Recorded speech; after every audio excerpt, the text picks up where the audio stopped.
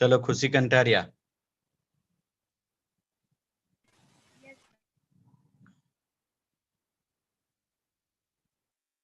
Keep your video on खुशी।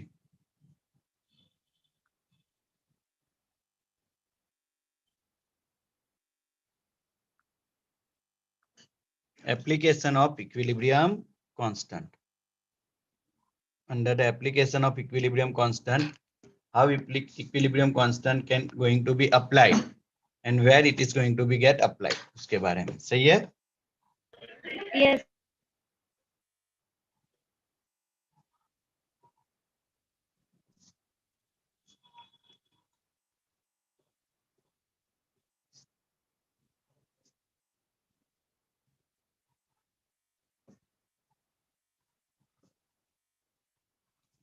First major application equilibrium constant KC जो है उसका पहला to determine concentration of reactant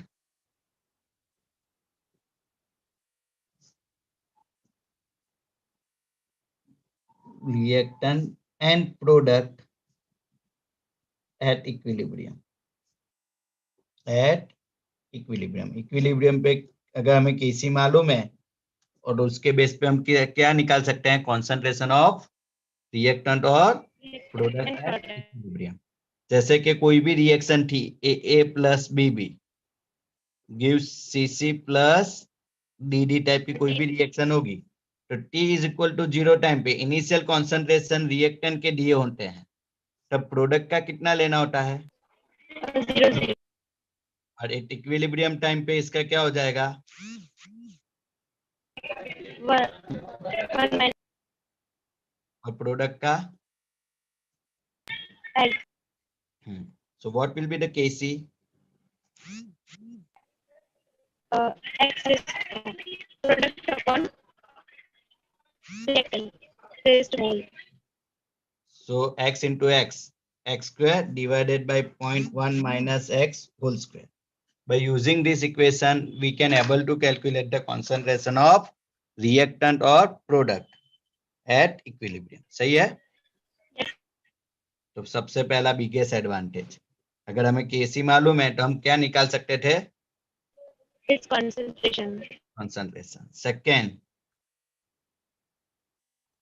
it is also useful to predict the direction of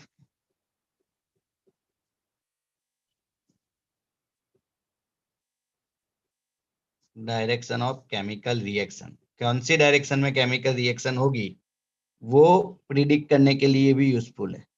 किस चीज के लिए? Predict the direction. Direction forward direction में जाएगा, फॉरवर्ड डायरेक्शन में जाएगा, रिवर्स में जाएगा कि इक्विलिब्रियम में आएगा। वो देखो हम इस तरीके से अगर हमने फिजिकली कोई प्रोसेस सीख रहे हैं तो हम इस तरीके से हमारा जनरल नॉलेज अप्लाई करके ही बोल देते हैं कि फॉरवर्ड में जाएगा कि रिवर्स में जाएगा। सही है? देखो मैं कंडीशन 1 यहाँ पे दोनों इक्विलिब्रियम पे, दोनों में कितना है 50-50 ml ऑफ वाटर है। सही है? Yes. रिएक्टेंट पे भी और प्रोडक्ट। सही है? एट इक्विलिब्रियम रिएक्टेंट और प्रोडक्ट के दोनों के अमाउंट कैसे हैं? Equal. Same. Add 50 ml of product,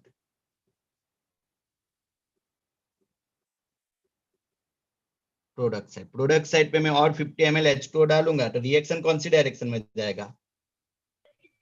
sir left side में जाएगा। यानी कहाँ पे? फॉरवर्ड डायरेक्शन की reverse direction. Reaction in reverse direction. सही है? Yes. चलो अब वापिस इक्विलिब्रियम आ गया, उसके बाद में वापिस यहाँ पे 50 ml water at reactant side डालेंगे तो forward direction, reaction move in forward direction. सही है कि नहीं? Yes. तो रिएक्शन फॉरवर्ड डायरेक्शन में जाएगा कि रिवर्स डायरेक्शन में जाएगा वो ऑलरेडी प्री डिसाइडेड रहता है, हमें इस पे से मालूम पड़ गया। बट हर बार तो केमिकल रिएक्शन इस तरीके से नहीं देंगे हमें बीकर में, बराबर। तो हमें तो किसकी वैल्यू के बेस पे बोलना होता है, वैल्यू ऑफ केसी के बेस पे, बराबर। अब यहाँ पे एक टर्म यूज किया गया है quotient coefficient, QC. QC means quotient coefficient. Quotient coefficient. QC किसी भी chemical reaction AA plus BB give CC plus DD type की कोई भी केमिकल रिएक्शन है, कैसे निकालते थे, कैसे निकालते थे? प्रोडक्ट का product divided by concentration of reactant करते थे। Same way QC is also determined, but QC determined it calculated at any time during chemical reaction. During chemical reaction, कोई भी केमिकल रिएक्शन चल रहा है तो किसी भी x टाइम पे उसको हम निकाल सकते हैं। जबकि केसी निकालना है तो केसी के लिए भी फॉर्मूला तो वही है, d power of d, a power of a and b power p, but it calculated only at equilibrium. कहाँ पे कैलकुलेट होता है?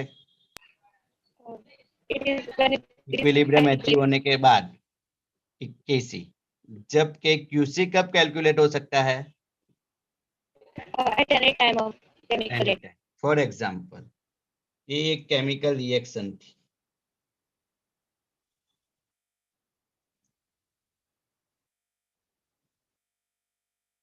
यहाँ पे इसको मैंने 100 ml लिया था, और प्रोडक्ट तब कितना था?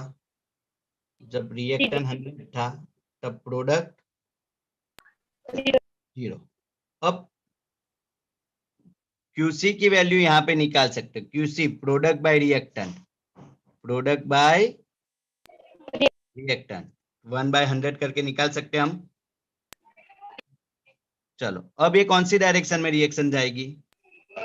फॉरवर्ड है। फॉरवर्ड। सपोज के सिर्फ 20 ml हुई, प्रोडक्ट कितना हुआ? 20। तो इसको x कहते थे, इसको 100 माइनस x, तो 20 हुआ, तो ये कितना है? 80। t is equal to any time x, किसी x टाइम पे, बराबर। तभी भी अभी रिएक्शन फर्दर, यहाँ पे QC क्या हो जाएगा? प्रोडक्ट का कॉन्सेंट्रेशन कितना है? 20 और रिएक्टेंट का 80, तो 1/4 हो गया, 0.25 आया। Yes. तेरे हिसाब से अब रिएक्शन कहाँ पे जाएगी, फॉरवर्ड में कि रिवर्स में? सर फॉरवर्ड में।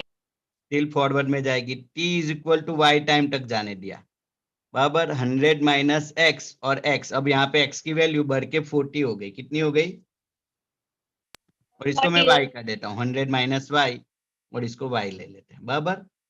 जब मैं तूने देखा था तब तूने x टाइम पे देखा, मैंने y टाइम पे देखा, तब मेरे को कितना दिखा ये? 40 तो इसका कितना होगा? 100 माइनस 40 यानी 60। तो अब मेरे लिए QC क्या आएगा?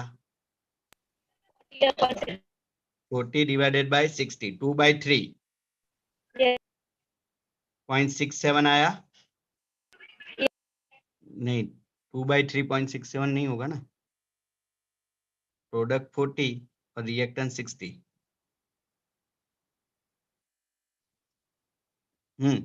0.67 ही होगा ना, सही है? क्लियर? अब साक्षी Z टाइम पे कैलकुलेट कर रही है, 100 माइनस Z और Z अभी भी कौन सी डायरेक्शन में जाएगा? ये 60 है और ये 40 ml है, तो अभी भी फॉरवर्ड डायरेक्शन में। उसने Z कैलकुलेट किया तो उसका 50 आया, तो 100 माइनस 50 यानी ये कितना हो जाएगा? प्रोडक्ट भी 50 और 50। अब QC कितना आएगा? ये 0 1 50/50 यानी कितना आ गया? 1 इसके लिए अब इक्विलिब्रियम आ गया, दोनों 50-50 हो जाएंगे तो Yes. तो उसको केसी भी बोल सकते थे। अब फॉरवर्ड में जितना जाएगा उतना ही रिवर्स में जाएगा कि नहीं, अब दोनों 50-50 हो गए तो, दोनों इक्वल हो गए तो Yes. उसको केसी भी बोल सकते थे। तो पहले क्यूसी क्या आया, जब तक क्यूसी लेस देन केसी है, क्यूसी की वैल्यू 0.253 और केसी की कितनी है 1, तो कौन सी डायरेक्शन में जाएगा, forward. Reaction move in a forward direction अगर क्यूसी लेस देन केसी है तो। क्यूसी इक्वल टू केसी है तो एट इक्विलिब्रियम दोनों की वैल्यू सेम आई तो, और क्यूसी ग्रेटर देन केसी आया तो रिवर्स डायरेक्शन, तो कौन से में जाएगा, Reverse direction. So based on QC value and KC, QC KC का कंपैरिजन करके वी कैन से दैट कि एनी रिएक्शन फॉरवर्ड में जाएगी, इक्विलिब्रियम में रहेगी के रिवर्स में जाएगी। क्यूसी लेस देन केसी होगा तो forward direction, QC is equal to KC हुआ तो equilibrium, and QC greater than KC हुआ तो Reverse. Reverse direction. हो गया ये मेन। चलो, this is second application to determine the direction of chemical reaction. Third important thing, to predict the percentage of chemical reaction. कितना percentage chemical reaction complete हुआ, percentage completion of chemical reaction और extent of chemical reaction, percentage of chemical reaction और Extension of chemical reaction. chemical reaction। देखो तुमने यहाँ पे कहा कि यहाँ पे 100 में से सिर्फ 20 प्रोडक्ट मिला, तो कितना परसेंट रिएक्शन हुआ कंप्लीट, 100 ml रिएक्टेंट था सिर्फ 20 ml प्रोडक्ट मिला तो what percentage of reaction gate completed,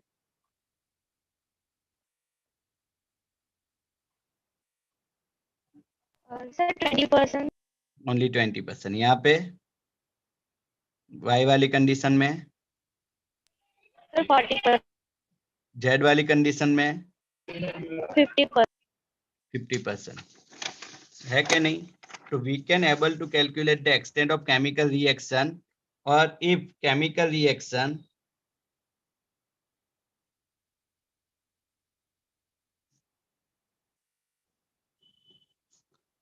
less than 50% completed, 50% complete, अगर एक 50% से कम कंप्लीट होती तो इसकी वैल्यू कैसी आई, 1 से कम आई कि 1 से ज्यादा आई, 1 से कम. 0.25, 0.67, then Kc is less than 1, then Kc कैसा आएगा, Less than. Less than 1, Kc की वैल्यू 1 से कम होगी। If chemical reaction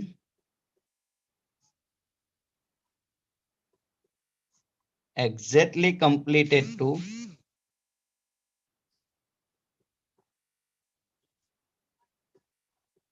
50%, then Kc is equal to 1, Kc equal to 1, और if chemical reaction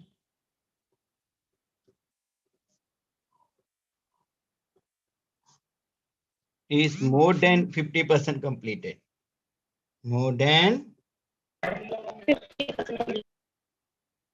completed, अगर इस तरीके से दिया होता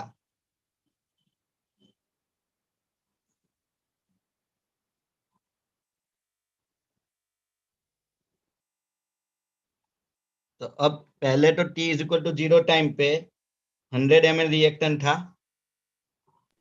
तो प्रोडक्ट कितना होता,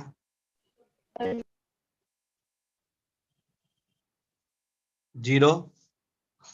बट जैसे ही इस हर्डल को ओपन करोगे तो पूरा रिएक्टेंट किस में कन्वर्ट होने वाला है, ऑलमोस्ट प्रोडक्ट में t equal to T time में 100 माइनस एक्स और x, यहाँ पे x का वैल्यू कितना आया 80। तो कितना % कंप्लीट हुआ ये सर 80 80% कंप्लीटेड हो गया। चलो तो रिएक्टेंट का कितना आ जाएगा 100 में से 80 गया तो 20 हाँ, तो क्यूसी निकालेगे या केसी निकालोगे तो प्रोडक्ट बाय रिएक्टेंट, प्रोडक्ट कितना है 80 upon कितना आया 4 हाँ, तो अगर रिएक्शन 50% से ज्यादा कंप्लीट होती तो केसी के more than 1 ज्यादा के 1 से कम more than केसी ग्रेटर देन 1। सही है, केसी ग्रेटर देन 1 हो गया Yes. क्लियर।